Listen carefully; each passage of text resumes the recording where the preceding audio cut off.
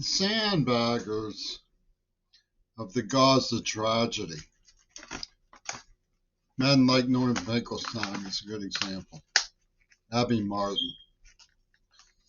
These people, unless something Charlie Hebdo were to happen,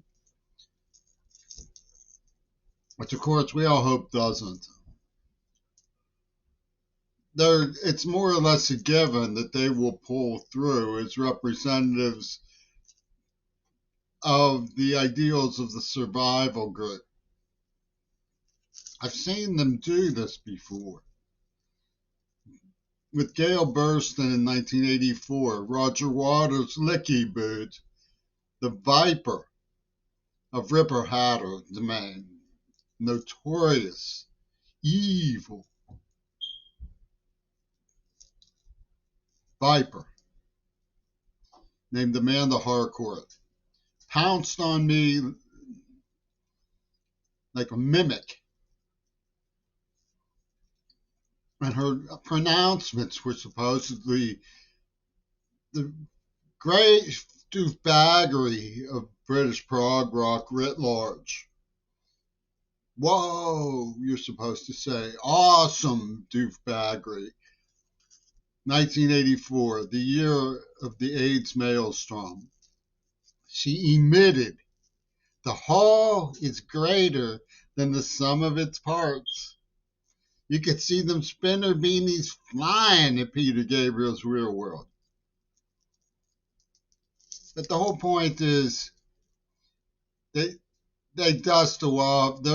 For all their boo-hoo, their plan was to dust off after Gaza. Mick Jagger told Roger Waters, "You'll be our investment portfolio, Raj." And he trotted out to show that John Lennon was sacredly, spiritually on the side of Gail Burston and Leslie Katz. Nah, from the Nosferatu. You could just see Nosferatu cheering Yoko Ono like mad.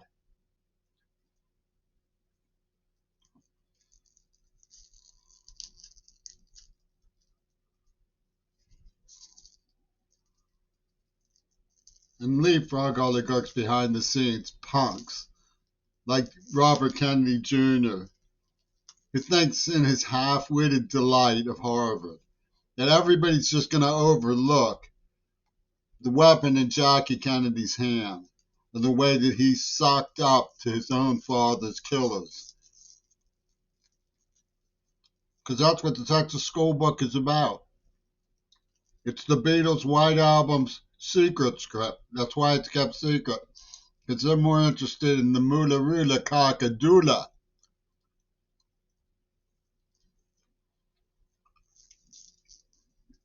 Yes, ha ha ha. They sold us out. That's what happened. We're stuck with sandbaggers like Francesca Albanese or whatever her name is. Never a word about Gail Burston.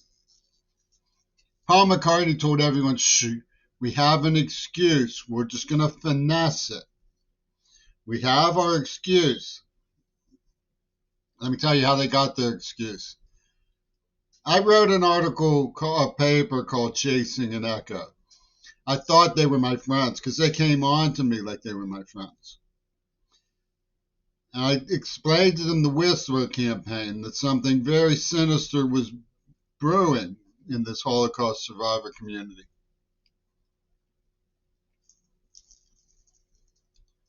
And they said, "Licky Chops, we can use this." Because they were behind the Whisper campaign. And even if you don't believe that they were behind the Whisper campaign, they cashed in with the Backblade. Yes, Now, there's good reasons to believe that they were behind the Whisper campaign. Gail Burston's likeness appears on Under Heavy Manners from 1979. She was never arrested, and we found an image of her in a film, an Ayn Rand film, saying it would be just like starting over. So there's the fourth dimensional macabre that Putin and Camila Valieva conjured at the Beijing 2022.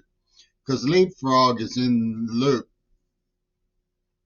It comes from Rome and the United Nations. The Two Virgin Pussy Ball game starred, the script star, was Midori Goto, United Nations Peace Ambassador. And Boris Karloff, Barack Obama, pulled his, confirmation of the backblade.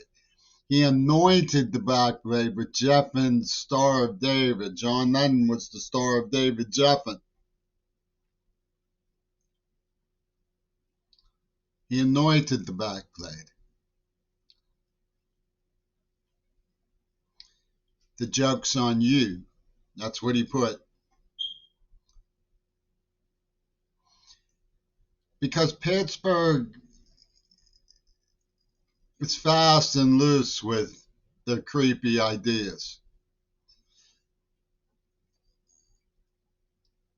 Adultery, making adultery illegal is considered a violation of international law because it contemptibly imposes on women's liberties. But they designed a drama club adultery that wasn't an adultery. So they could pinpoint the white. So it's a black attack on the white man. They said that it was a violation of international law because the boy cried when they took away his fiance and castrated him. It is a violation of international law to cry when your girlfriend elopes to Paul McCartney and you get castrated. It's the way they think. You can't get the legal system to put the prongs in the right switches because they don't want to understand what the rabid animals of real world, Roger Waters and Yoko Ono, really pulled at the University of Pittsburgh in the 80s. They don't want to understand it. They want to continue. They want to say, Jordan Peterson says you get one bullet in the head if you ever violate the virginity code of absolute loyalty to your spouse, which is the message behind their crimes. He wants to pour boiling oil on people. He can barely constrain. Did you ever see his hands start to go? He starts to wiggle. He's like one of the Batman villains of the television show.